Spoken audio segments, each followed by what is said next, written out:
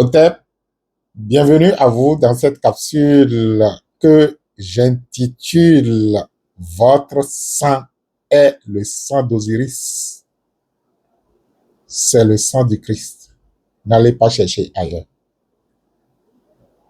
Je vous répète le thème et je serai heureux si ce que je décide d'échanger avec vous, je pourrais dire ce que je décide de vous transmettre pendant que vous m'écoutez maintenant. Si la lumière première de votre sang, pendant que je l'invoque et que je l'appelle, si vous pouvez lui permettre tout simplement de vous répondre.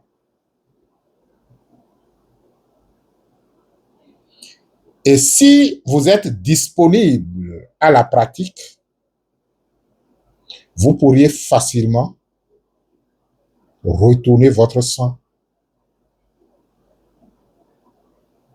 Ce véhicule énergétique, vous pouvez le retourner à ce qu'il était avant le commencement.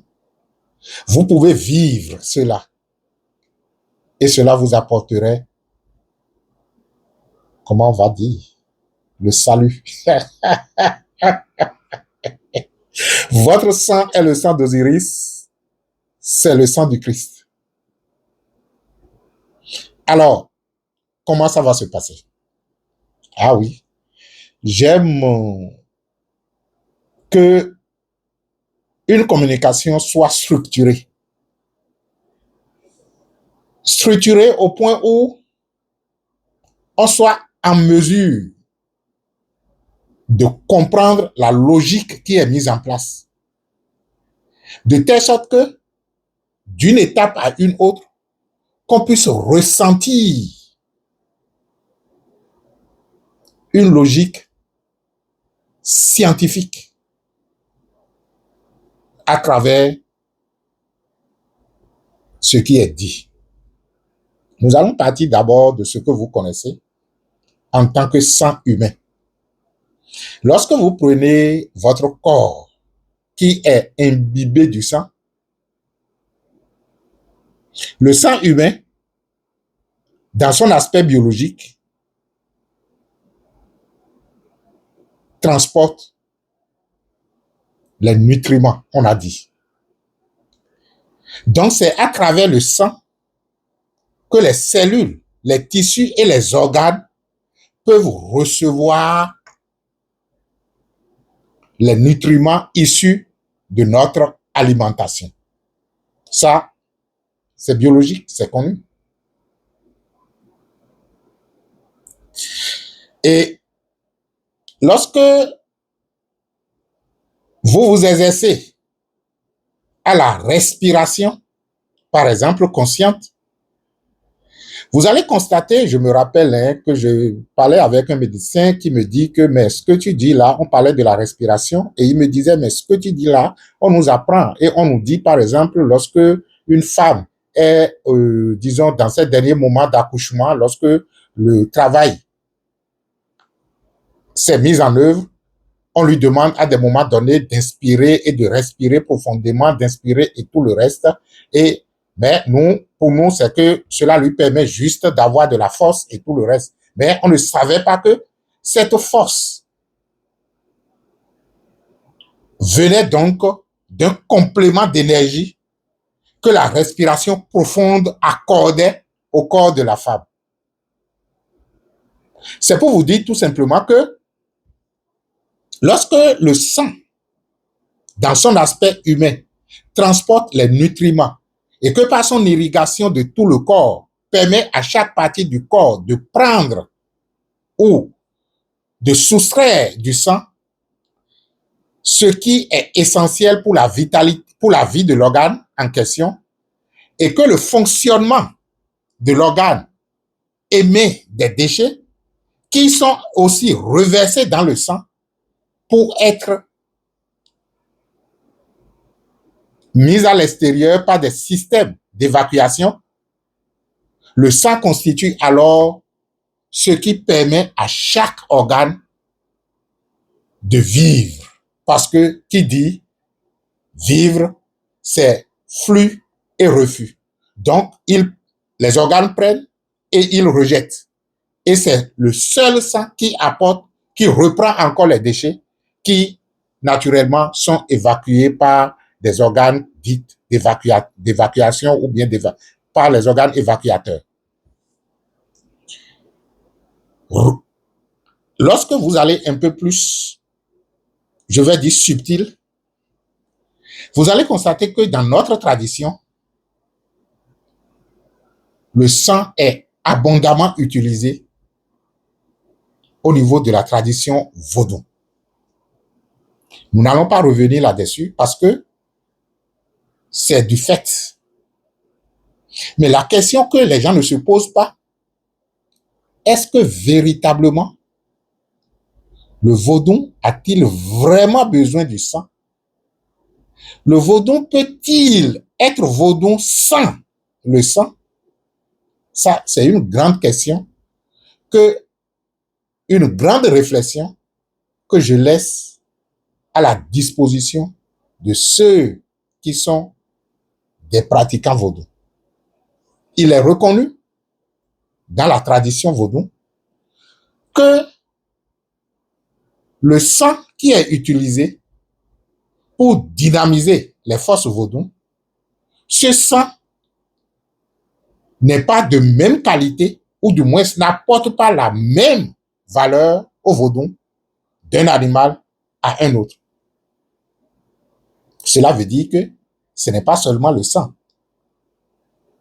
Et ce que le sang apporte, c'est également lié à la nature de l'animal. Et c'est ça justement, pour avoir une qualité de sang assez élevée, à un moment donné, les gens, dans le cycle de l'existence humaine, ont commencé par sacrifier des êtres humains parce qu'on estime que l'être humain est, je vais dire quoi, est l'espèce ou est l'animal le plus élaboré. Cela veut dire que plus l'animal fait preuve d'intelligence, plus son sang est vital. Je me rappelle que il y a un vieux avec qui j'étais en train de discuter sur l'approche il y a longtemps et il me disait oui, le fétiche ou le vaudou a besoin du sang pour se vivifier, mais le fétiche ou le vaudou n'a pas besoin de l'animal. L'animal, c'est pour le bocoron. L'animal, c'est pour le devin. Sinon, il est possible tout simplement avec une aiguille de pincer un animal et de recueillir quelques gouttes de son sang et le sacrifice que vous voulez faire est déjà fait. Donc, on n'a pas besoin de tuer l'animal. Mais si nous avons besoin de manger de la viande, on pourra dire oui, maintenant vous boirez vaudou. Maintenant vous coquez vaudou. C'est-à-dire, on va tuer mouton pour fétiche ou on va tuer poulet ou coq pour fétiche, quoi. C'est ce que je disais. Comprenez alors que ce que je voudrais dire tout simplement que, du point de vue biologique, le sang joue un rôle très important pour la vie de l'organisme. Du point de vue spirituel, le sang a été utilisé toujours pour donner vie ou pour donner force aux entités spirituelles. Alors, c'est quoi la métaphysique du sang? Parce que, pour comprendre, on est de la formation Gosson, hein? Et aujourd'hui, il nous est totalement impossible de réfléchir sans réfléchir principe premier, sans réfléchir métaphysique. Donc, intéressons-nous à la métaphysique du sang. Et lorsque on parle de la métaphysique du sang ou du principe du sang, nous sommes obligés de remonter dans cet espace spirituel que nous appelons l'Égypte antique. Quelle était la considération, quel était le symbolisme du sang dans l'Égypte antique? C'est cela qui nous permettra, à travers la métaphysique du sang, à travers le principe premier du sang, de voir si notre sang peut être encore converti en un sang divin, si notre sang peut reprendre encore son statut du sang d'Osiris, si notre sang peut prendre encore son statut du sang du Christ. Et s'il en était ainsi, je pense que il serait beaucoup plus facile pour moi lorsque je prends mon corps et que je sais qu'il y a du sang qui y circule et que je comprends le principe sans lequel le sang n'est pas le sang et que je sois en mesure d'admettre que si c'est ce principe qui fonde le sang, il fonde également le mien. Par conséquent, je peux rendre opérationnel ce principe et vivre dans mon sang au lieu de chercher à vivre dans le sang de Jésus. Vous voyez la logique? Donc, quand la tradition, je ne sais pas si c'est la tradition ou quand les chrétiens accordent si tant de valeur à ce qu'ils appellent le sang de Jésus, c'est à juste titre. Mais le sang de Jésus n'est pas votre sang. Comment pouvez-vous être sûr de vivre dans le sang de Jésus qui va vous sauver? Quelle est la certitude que vous en avez? Dites-le moi. Ce sera une imagination fertile qui ne se reposerait sur aucune réalité et qui sera naturellement remise en doute par la suite parce que vous n'avez pas de base solide. Vous n'avez pas de base principielle sur laquelle votre imagination s'est fondée. Et comme le disait lui-même, une maison qui est fondée sur la multitude s'écroule. Mais une maison qui est fondée sur le roc tient bon. Lorsqu'on dit qu'une maison qui est fondée sur le mensonge s'écroule, ça veut dire tout simplement des connaissances diverses, sans principe premier. Lorsque la connaissance est fondée sur un principe de vie, un principe spirituel, universellement reconnu, on dira que votre maison est sur le roc. Vous allez constater que le sable, je dis souvent que je suis un mauvais pasteur ou un mauvais prêtre. Je ne donne jamais littéralement la citation. C'est maintenant que ça m'est venu. Je pense qu'il disait que une maison qui est fondée dans du sable s'écroule, alors qu'une maison qui est fondée sur le roc, sur la pierre, tient bon. Cela voudra donc dire tout simplement ce qu'on appelle le sable, c'est que les grains de sable sont détachés et c'est mouvant. Vous voyez, on parle du sable, on parle de la multitude. Lorsque les connaissances sont diversifiées, ça ne traduit souvent pas une vérité. Il n'y a pas des vérités, il y a une et une seule vérité. Et quand vous prenez le roc, vous constatez qu'il y a de la solidité. Les différents grains du sable qui constituent le roc sont déjà soudés et forment un seul corps. Lorsque vous y construisez quelque chose, ça tient bon. Donc, je suis en train de vous conduire progressivement vers ce qui est avant que le sang ne soit. Ce qui est et qui justifie que le sang est. C'est ce qu'on appelle le principe du sang, le principe premier du sang. Donc, je remontais à l'Égypte ancienne pour nous inspirer de la métaphysique, de la compréhension égyptienne donc du sang. Pour l'Égyptien, le sang qu'on appelle Sédef a deux caractéristiques. La première caractéristique, c'est que le sang véhicule la vie éternelle. On estime que le sang véhicule la vie éternelle, que le sang vient naturellement du divin. Parce que il est l'organe qui permet au corps d'assurer la pérennité de la vie à travers le fait que il apporte les éléments dont le corps a besoin et permet au corps de recycler les éléments qu'il a utilisés et de pouvoir donc les évacuer. Par conséquent, le sang est le conducteur de la vie. Et s'il pouvait continuer à jouer éternellement son rôle, le corps garderait sa vitalité et sa jeunesse. Mais dans le même temps, le sang est considéré comme un danger de mort.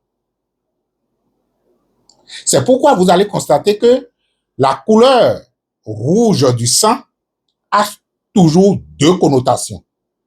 C'est le symbole de l'amour, mais c'est également le symbole de la violence. C'est comme le chakra de Bazin, le chakra moule. Lorsque, dans votre existence, l'éveil de ce chakra se passe dans la droiture et dans l'équilibre, cela vous conduit vers l'ascension. Mais lorsque ce chakra, au lieu de s'éveiller vers le haut, celui qui est la représentation donc de l'énergie dite Kundalini, tourne vers le bas, cela fait naturellement de l'obscurantisme, cela fait de la violence, cela fait donc la culture des, est-ce que je vais dire, de la bestialité, voilà. Cela fait la culture de la bestialité. Donc, ce qui nous intéresse ici, c'est le caractère divin du sang.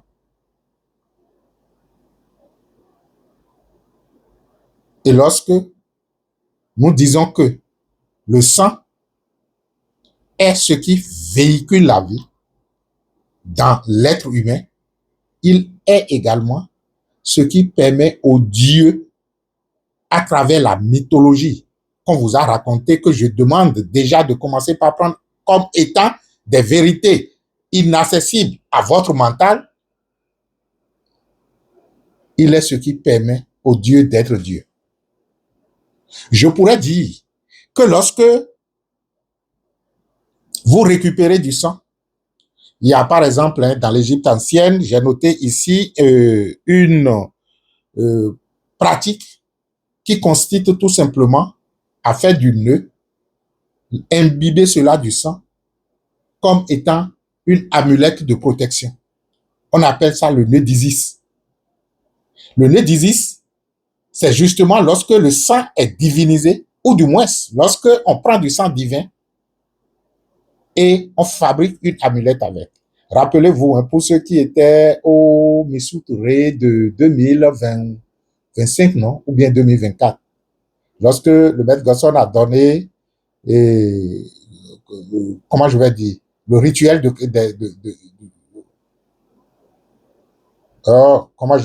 comment on appelle ça maintenant? Le rituel des 8 divinités, voilà, de l'Égypte ancienne, de 8 couples de divinités de l'Égypte ancienne. Nous avions fait dans le temps un cercle comportant des nœuds qui ont été imbibés du sang. Mais votre sang n'aura la valeur que vous lui attribuez. Et lorsque vous êtes en incarnation, votre rôle, c'est justement de reconnaître le divin de votre sang. Vous allez me dire, mais comment on va y arriver? C'est tout simplement, prenez votre sang, généralement dans de l'eau. À la création, l'eau est. Pendant la création, l'eau est. À la fin de la création, l'eau est.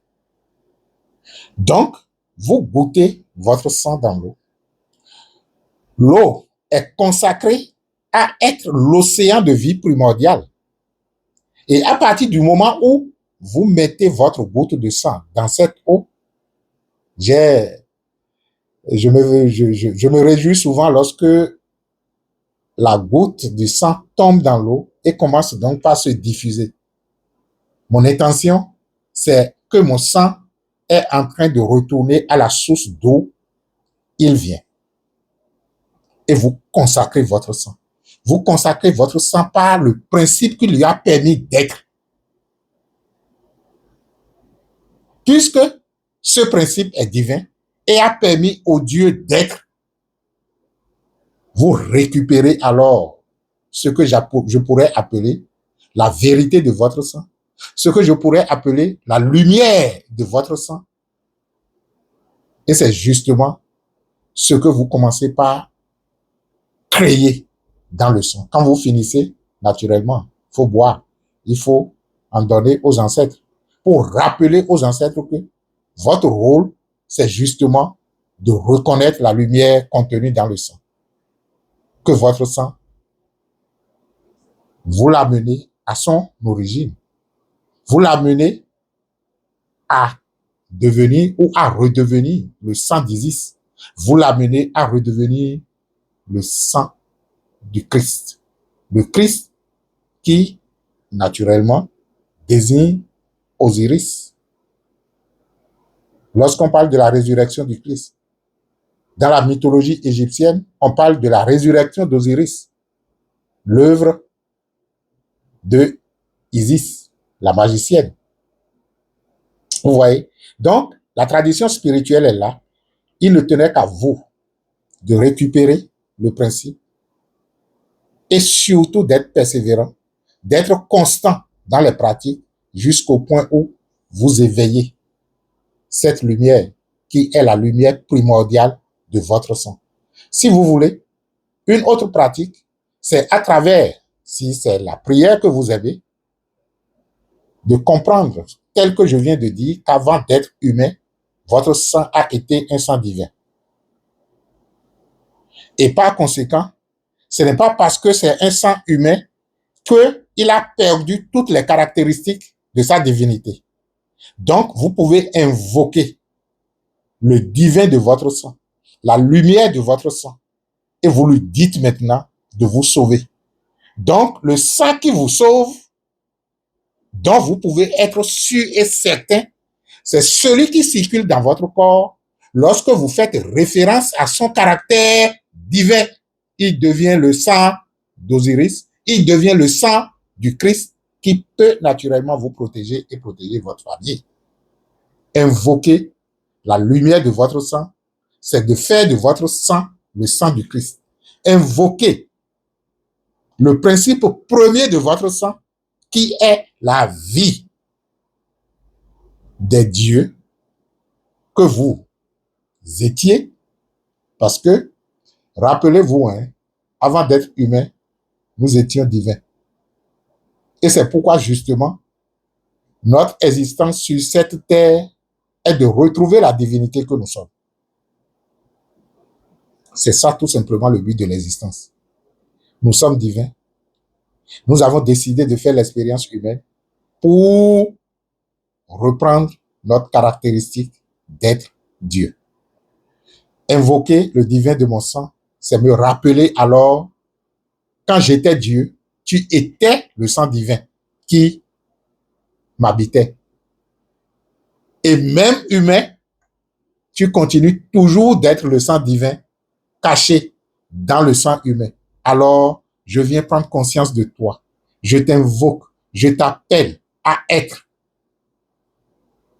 avec moi. Je pense que ce serait beaucoup plus simple. Je vous remercie d'avoir été là et je vous dis que les bénédictions soient, ça fait plaisir toujours de partager.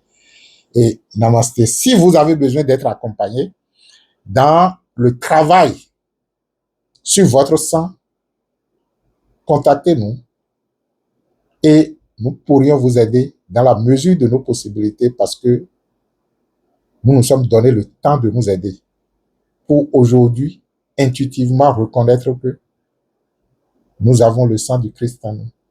Nous avons le sang d'Osiris en nous. Et je vous dirai tout simplement, votre sang est le sang d'Osiris, votre sang est le sang du Christ qui vous sauve. Merci de nous rejoindre dans nos différentes célébrations, comme j'ai commencé par le dire, avec déjà très prochainement la célébration de la transmutation sexuelle sur laquelle je dois revenir. Je dis que je vais en parler dans les capsules, mais ça m'échappe toujours parce que je ne suis pas trop commercial. En fait, c'est ce que les gens me reprochent souvent. Et je constate que peut-être que c'est un défaut parce que même si vous avez le plus beau cadeau du monde que vous voulez donner aux gens, il faut leur dire quand même que cela existe avant qu'ils ne le sachent.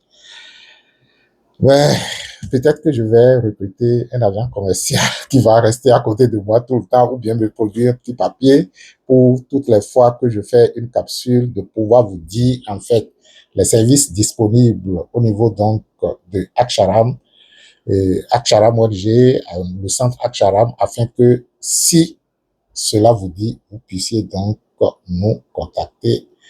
Mais quel que soit l'accompagnement dont vous avez besoin, vous pouvez toujours nous contacter. Nous avons de multiples services qui peuvent vous apporter un éveil et une élévation spirituelle. Merci et que la bénédiction soit à vous. Ciao, ciao.